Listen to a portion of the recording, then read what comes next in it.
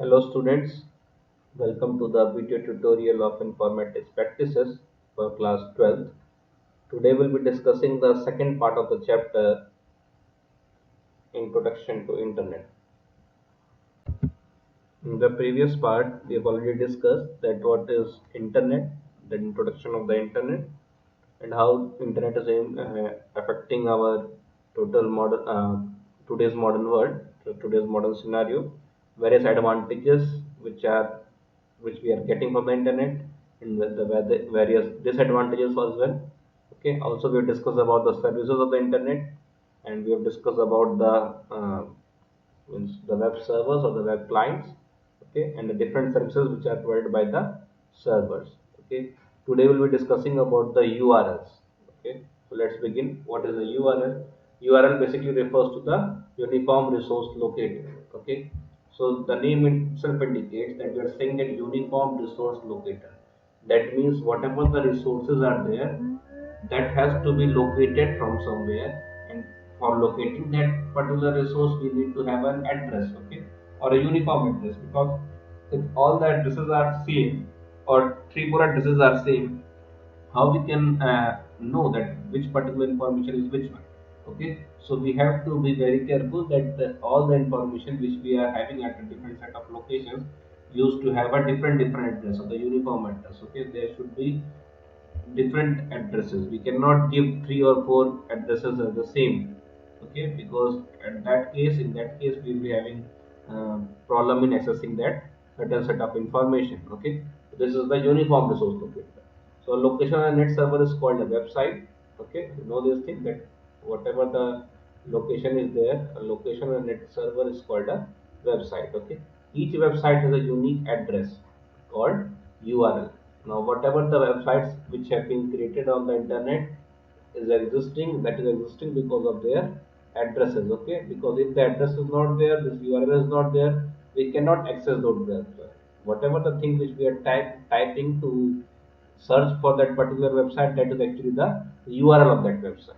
So if we are going to enter that url, we are going to get information about those websites. Getting it? Now let's see.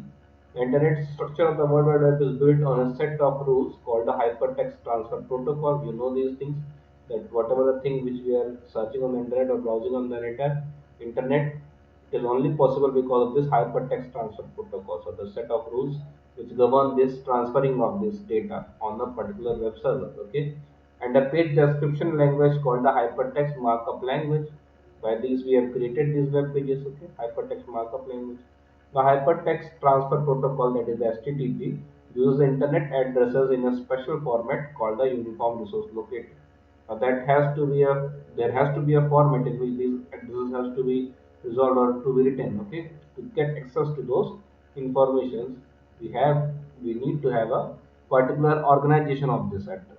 Okay, now here you can see, for example, URL is looking like this: type colon double slash address slash path. Okay, so here this type specifies the type of the server, which type of server you are using, whether it is a file transfer means file server, or it is a HTTP server. So you have to see which type of server you are going to use here. Okay, so that is the type, that is followed by the address. The address is the address of the server, that at which address we have to go for getting that particular server, and then slash path, which tells you the location of the file on the server, because the server is having different files. So you need to have a different path for different files to access them. Okay, so the whole url will look like this.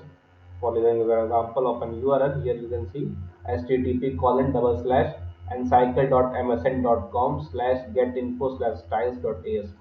now if you talk about this url, here this http colon specifies the type of the server. Here the type server is the http server. Okay, and the encycle.msn.com is the address of the server. This entire thing is the address of this server, that where you are going to get this server. Okay, and then get info slash styles.asp is the path of the file. Okay, so here this styles.asp is accessible. You have to go this to this path to get this access of this file. Okay, the other examples of the urls are the ftp. Here you can see the ftp server is being used. Okay, so what you can say a URL is? A URL is a location on a net server is called a URL. Okay, so what a location on a net server, whatever the information you are having on the net server, that is having a particular location. So having that location is the uniform resource locator, the URL of that particular information. Okay, now let's see about the elements of the URL. The elements of the URL are following. That the first thing is the, let's see first what is the URL. Okay, why we are saying, already we discussed about URL. So here you can say that by now you have come to know that the URL is the address of a file on the internet. Okay, let us discuss about the components or syntax elements of the URL. So a file's internet address or URL is determined by the following things. How you are going to determine the URL? The first thing is the type of server or protocol. Okay, that is FTP or means you use the HTTP server. Then second thing is the name address of the server on the internet, and then location of the file on the server. Okay, this location may be related as a path through the file hierarchy. Okay, you know that whatever the things we have mentioned by this slashes, actually we are giving the path in a different organized way. Okay, so whatever the thing has been mentioned before, that is the, means you can say the main part, and then slash, that is the sub part of that thing. Then again we are putting the slash, and that is the sub part of the sub part. Okay, so you're getting the information in a hierarchical way. Okay, the intelligent browsers like the Netscape Navigator or Mozilla Firefox or Microsoft Internet Explorer can display files in just about any format available on any of the common types of server. Okay, you are knowing these things also. Now let's move forward. Let's see about the URL types. That what are the different types of URL. First thing is the absolute URL. Now, what is that name absolute URL referring here? As you can see, absolute URL gives complete location information. It begins with a protocol like HTTP colon double slash and continues including every detail. For web browsing, absolute URLs are typed in the address bar of a web browser. Okay, so what you are saying basically here, that absolute URL is the full path of that file. Okay, the full information of that file is the absolute URL. These are the URLs that contain both the domain name and the directory slash page path. Okay, an absolute URL typically comes with the following syntax. Here the name of the protocol will be there. Okay, then colon, then double slash, then domain, and then path. Okay, you're getting the information from here. Whatever the information is there, that is the full length. This full length is known as the absolute URL. Okay. For instance, if it is related to our about us page link of edupillar.com, the URL should be mentioned as http colon double slash www.edupillar.com slash about us.aspx. That gives the complete information about the file location path. You can see here, first you are accessing this HTTP server. Okay, and inside that you are going to the World Wide Web, obviously, because all the data or the web pages are inside this www. Okay, and then inside that we are going to this domain, that is atupillar.com, and then inside that we are going about us page. Okay, this is the complete location of our information. This is the full address. Okay, so that is the absolute URL. Getting it? Now the next thing is the relative URLs. Okay, so the relative URLs are the URLs with just the path excluding the domain name. So here what you are doing, you are excluding the domain name. You don't need the domain name here. Okay, this is totally symbolizing that whatever the directory you are right now currently working, you have to use that directory only, and inside that directory you are just giving the file name. Okay, that is the relative URL. Let's see. A relative URL, relative means in relation to, and a relative URL tells a URL location in terms of the current location. That means you are telling that in which particular directory you are, and according to that directory you have to get a relation of that other files. Okay, so the relative path is used to reference a given link of a file that exists within the same domain. Okay, so that is a, means you can say, a necessary condition that a relative path is used to reference a given link of a file that exists within the same domain. It should go inside that particular domain only. Okay, this however doesn't give the full information about the file location, but just gives a reference of the file. Okay, so it is not going to provide you the full information about the file. It will only tell you the relative information, that whatever the directory you are working right now, from this directory how this particular file is related. So that is the relative URL. Okay, Now here, for example, suppose a web programmer is setting up a website and links an image called picture.jpg as follows. Image src is equals to picture.jpg. It would internally look like, see, is interpreted like this. Image src is equals to quotes, then dot, then slash picture.jpg. Okay. So here the dot before the slash in the src attribute is a special character, which means start at the current directory. So you are saying that start from this directory, and thus inside this directory you go to this pictures.jpg file. Okay. So this picture.jpg file is the relative path. Okay, that is the you have to go inside this directory on which right now this web page is stored. Okay, and that inside this directory you have to go to this file. Okay, so that is the relative URL. Okay, in while creating the HTML files in class 10th, you must have studied about these things, that whenever we were storing different images in same folder, we were not giving the full path. Okay, because if the means the HTML file and the pictures are inside the same folder, we were just giving it like this because that were using the relative URL, okay, the relative path. But if the picture is located somewhere else, so you need to give the full path. Okay, because it is not able to recognize the relative path, so it will go to the full path of the absolute URL. Okay, I think the confusion is clear now. Let's move further. Let's move to the website part.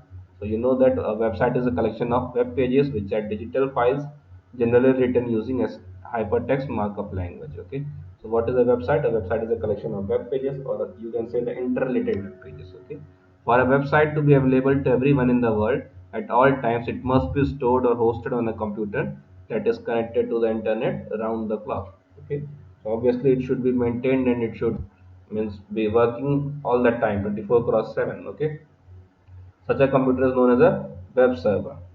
Obviously, we will discuss about the web server, that a server is required which stores all this information and which is providing you the information 24 cross 7 through the help of internet. Okay, a website is, so what you are going to say, a website is basically a collection of interrelated web pages, and that web pages are provided you with the help of these web servers, which are actually being used or manipulated by the help of this hypertext markup language. Now see, the web pages of a website are linked together through the hyperlinks and hypertext and share a common interface and design. Okay, so they are going to share a common interface and common design also. Okay, so the site might also contain additional documents and files such as images, videos, or other digital assets. Okay, so it is not only related to the common design, common interface.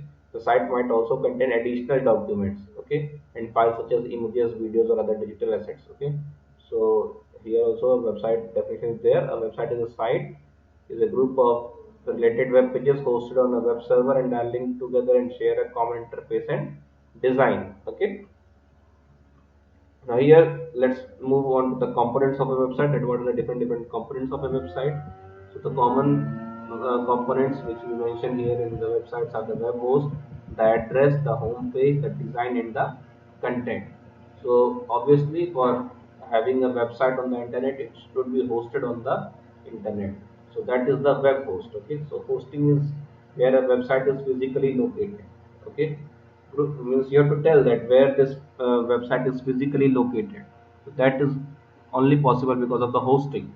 Group of linked web pages qualified to be called a website only when hosted on a web server. So you cannot, means you can definitely create a website by your own. You don't need a particular internet connection for that. You can create a website of your own, but it will be called a website only if it is going to be hosted. Okay, you have heard about the web hosting.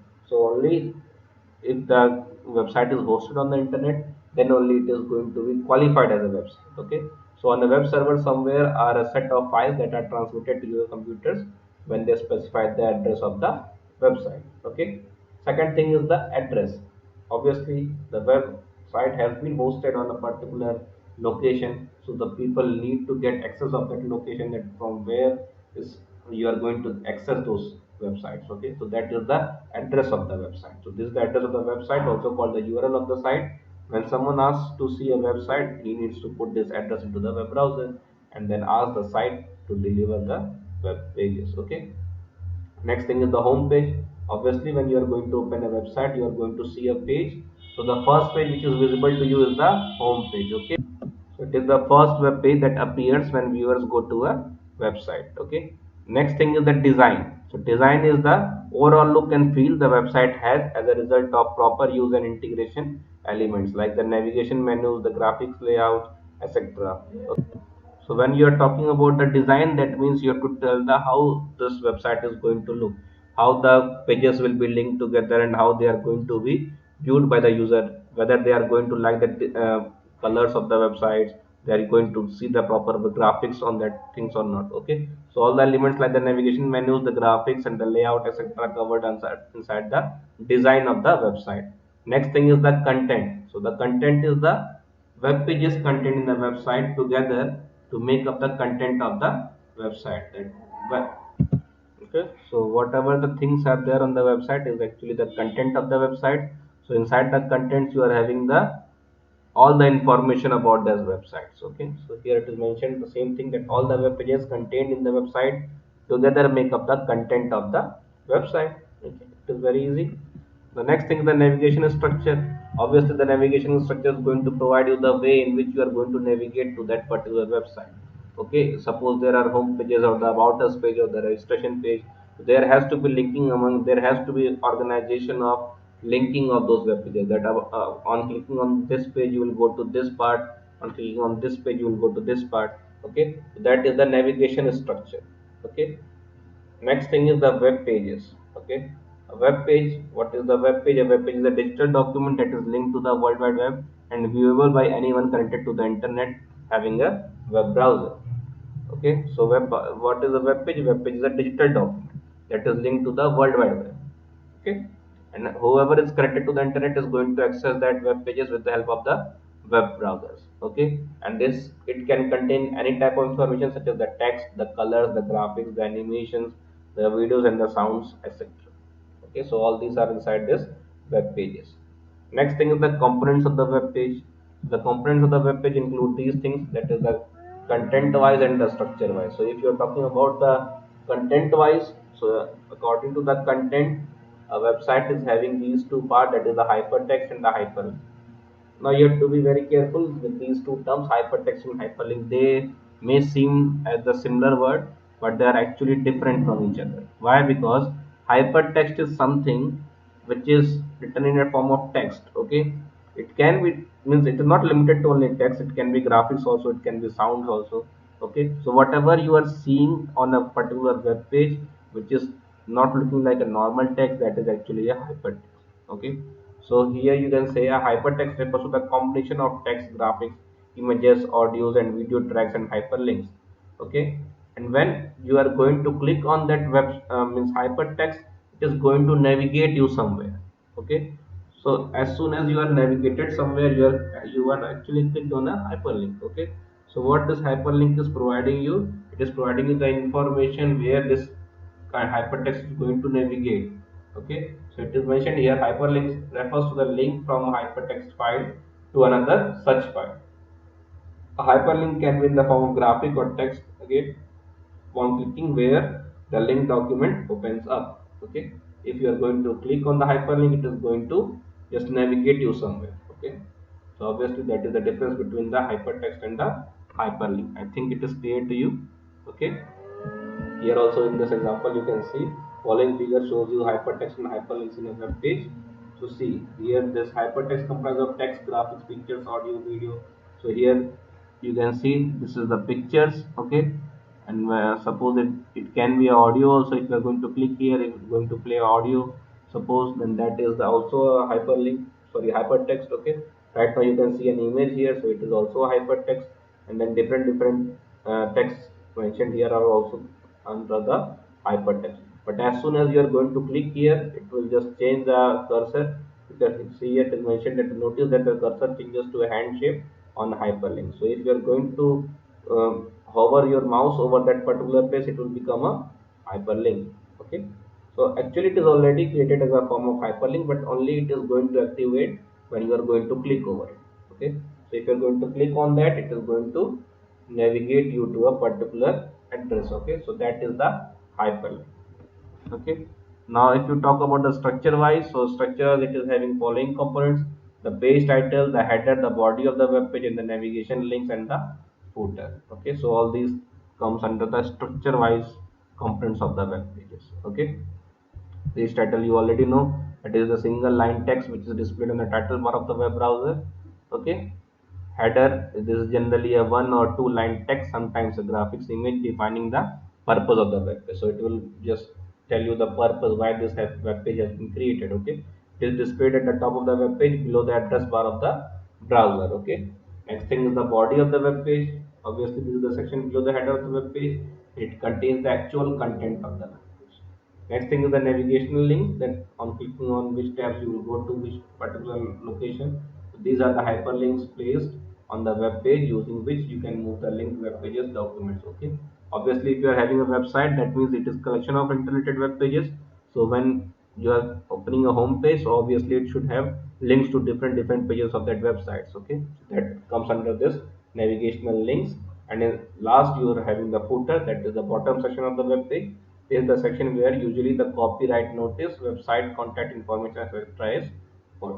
Okay, so here you can see an example. Here different headers and footers are mentioned. Okay, here it is the page title, this one, and then this is the header. Okay, these are the navigational links. See here it is mentioned with other details, and then the next, and when you are going to click here you are going to navigate somewhere. Okay, the body of the web page is actually this part, and this is the footer where the means the copyright information and different details are mentioned. Here you can see the site is best viewed on this, so all the information about these things are mentioned here on this footer part. Okay, so here you have discussed about all these things. That is the page title. Okay, which you can see on the, you can say the URL part of the address bar. Okay, and then this is the header. It is telling you the information about the web page, that National Talent Search Exam. Okay, so it is telling you about the NTSC exam, and then historical background is there. So it is actually the main content of the web page. Okay, that is also the body of the web page, and here it is the footer which is telling you the corporate information and all. And these are the navigational links, that when you are going to click the next, then it will go to the next page. Okay, here also this is a navigation link, that recent, that what you have seen on this particular web page recently. Okay, and the other details can be clicked here, and it can also be searched. Okay, so this is the way of structural composition of a website. Okay, now the types of web pages will include the static web pages and the dynamic web pages. So we will discuss it in the next part. Okay, but till then students, take care. Thank you.